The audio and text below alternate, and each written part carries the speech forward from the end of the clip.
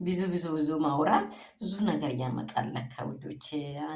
አንዴ ከገነዘብኩት ነገር ደግሞ ትንሽ ውስጤን የቆረቀረኝን ነገር ሳላወራ አልቀርም። አንዳንዴ ውስጣችሁ ከቆረቆራ ተናገሩ እሺ። ሳትናገሩ ዝም እንዳትሉ፣ የሆነ ነገር እንዳትሆኑ። ውስጤን የቆረቀረኝ ነገር ምንድን ነው አትሉኝም? ውድና የተከበራችሁ እንቁ የሆናችሁ ቤተሰቦቼ እንደምን አላችሁ? ሁሉ ሰላም፣ ሁሉ መልካም ነው ወይ? ያላችሁበት ስፍራ እግዚአብሔር በሰላም ይጠብቃችሁ። በሀገር ውስጥ ያላችሁ፣ ከሀገር ውጭ ያላችሁ ቤተሰቦቼ፣ ፋሚሊዎቼ፣ መዳም ቅመሞቼ፣ ወተቶቼ፣ እርጎቼ እንደምን አላችሁ? ሁሉ ሰላም ነው ወይ? እኔ ጋር ሁሉ ሰላም ነው። እኔ በጣም ደህና ነኝ። እናንተ ደህና ናችሁ ወይ? አንድ ነገር ውስጤ ላይ የመጣና ትንሽ ያየሁት እንግዲህ አንዳንዴ ስህተቶች አይኖሩም አይደለም፣ ስህተቶች ይኖራሉ። ስህተቶቹን መከሰትና ደግሞ ነገሩ አይሆንም ማለት አይደለም። ምክንያቱም በኤፍሬም ዙሪያ ነው ሊያወራ የመጣሁት። ደስታን የሩታዬን ፍቅረኛ ወይም አንተ ባል ልትሆን አትችልም እያለ ሲዝተው እናየዋለን። ምክንያቱም ሩታዬ በዚህ ሰዓት በጣም እንቁና ወርቅ የሆነ ደስተኛ የሚያደርጋት ልዕልት የሆነችውን እህታችንን፣ ውዳችንን፣ እንቋችንን፣ መልካም የሆነችውን ሰው በቃ የሚያስደስት ሰው ስላገኘች ጣልቃ አትግባ። ምክንያቱ ምንድን ነው ካልክ ሰው ደስተኛ የሚሆንበትን ካገኘ መሀል ላይ የሚገቡ መቀሶች ምንም ጥቅም የለውም። ኤፍሬምዬ ተጠንቀቅ፣ ጣልቃ አትግባ። አሁን ሩታዬ በቃ ውስጧን ፈን አድርጋለች፣ ተቀብላለች።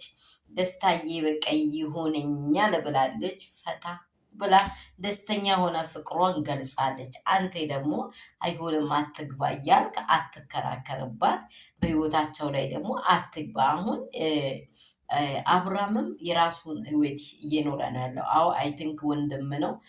ከዚህ በፊትም ቪዲዮ ሰርቼ ወንድም መልካም ነው መከታ ነው ብዬ አውቃለሁ። ለምን ስላኖርከው ነገሮቹን ስላየኸው ስማችንን ነጠፋይ በአንተ ምክንያት አንወጣም ወይ አንገባም ወይ የሚል ነገር አውርታይ ነበረ። ይህንን ነገር ላይም አውርቼዋለሁ እዚህ ሚልህ ከሆነ አሁን ደግሞ ደስታዬ ደስተኛ ሊያደርጋት የውስጧን ስሜት በጣም የተረጋጋ ያወቀ የልቧን በቃ ሀሳብ ያወቀ ደስተኛ የሚያረጋትን ልጅ ነው። አትግባ። ደስታ በጣም ወርቅ ነው፣ ውብ ነው። አስተያየቱ፣ አቀባበሉ ይኸው በቃ እንዴት እንደሚያደርጋት ንግስነቷን በቃ ከና ሊውሌ ይቀበለዋል። ልጃችን እያለ ሲያወራ ሰምተኝ ከሆነ ልጃችን እያለ ሩትዬን ይጠይቃት ነበረ። ልቀስቅሰው ወይ ላውራ ወይ ስትቀበለው በጣም በቃ ምን ሊበለው ደስታዬ ብያለሁ። ሩትዬ ማን ያገኛል ብያለሁ። መጀመሪያ ሩቲ አሁንም ለማንም ለምድር እውነት በምድር ላይ ለተፈጠረ ወንድ በጣም እንቁ ናት፣ ውድ ናት፣ አትገኝም። ደስታ ደግሞ ተውሎ ቢሎ ነገሮቹን ውብ አድርጎ እንዲቀበል አንተ መቀሳቱኒ በቃ አንተ የተጋኸው መንገዶችን ሁላችን እናቃለን። ብናቀውም አሁን ደስተኛ መሆን ትፈልጋለች ልጅቷ። በቃ ውብ የሆነ ሰው አግኝታለች። አንተም ብትረጋጋና በእነርሱ መሀል ባትገባ ደስታቸውን ብታጣሙ መልካም ይሆናል ብዬ አስባለሁ። እንግዲህ ሁላችሁም የሚወዳችሁ የሚያከብራችሁ ውድ የሆናችሁ ቆናችሁ ፋሚሊዎቼ አደንቃችኋለሁ። የመዳም ቅመሞቼ በጣም ደስተኛ አረጋትም እንዴ ጥያቄ የለውም። ለዛው ፈታ ነው የሚያደርጋት። ፈታ እንዴ በቃ ከመጀመሪያው ጀምሮ እኮ ያስታውቃል። የሚያጠግብ እንጀራ ከምጣድ ይታወቃል ይባላል ያገሬ ሰው። በጣም ምርጥ አስተያየት፣ ምርጥ ሁኔታውን በቃ ሩትዬ ብሎ በቃ ፍንክት ብሎ ነው እየተቀበላት ያለውን ነገር ሁሉ ግልጽ አድርጎ ማለት ነው።